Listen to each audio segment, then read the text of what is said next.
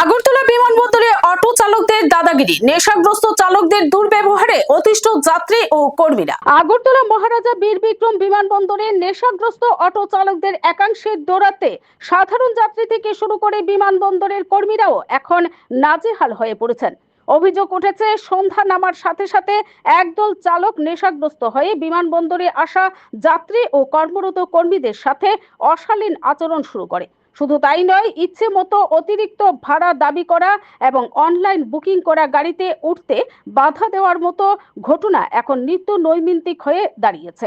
বিমানবন্দর থেকে বের হওয়ার পর নির্দিষ্ট গন্তব্যে যাওয়ার জন্য অটো চালকরা সরকারি তালিকাভুক্ত ভাড়ার তোয়াক্কা না করে কয়েক গুণ বেশি টাকা দাবি করে।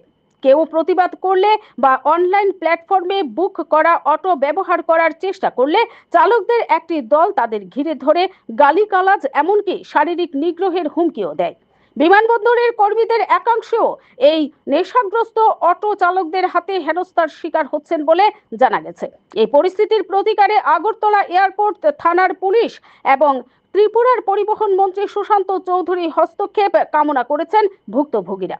যদিও মন্ত্রী অতীতের বারবার এই ধরনের দাদাগিরি বন্ধ করতে কড়া হুঁশিয়ারি দিয়েছিলেন এবং যাত্রী পরিষেবা উন্নত করতে বিমানবন্দরে প্রিপেইড অটো পরিষেবা চালু করেছিলেন, তবুও পরিস্থিতি তেমন পরিবর্তন হয়নি। বর্তমানে বিমানবন্দরের নিরাপত্তা ও ত্রিপুরার পর্যটন ভাবমূর্তি অক্ষুণ্ণ রাখতে ওই সমস্ত অভিযুক্ত নেশাগ্রস্ত অটো চালকদের বিরুদ্ধে কঠোর আইনানুগ ব্যবস্থা নেওয়ার দাবি জোরালো হচ্ছে। Bureau report, BTV Tripura news.